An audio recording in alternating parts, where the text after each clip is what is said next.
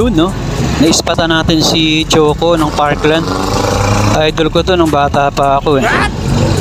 Susubukan natin magpa-autograph sa kanya. Habulin natin. Boss Choco. Boss, pa-autograph naman oh. Boss. Hoy boss. Suplado oh.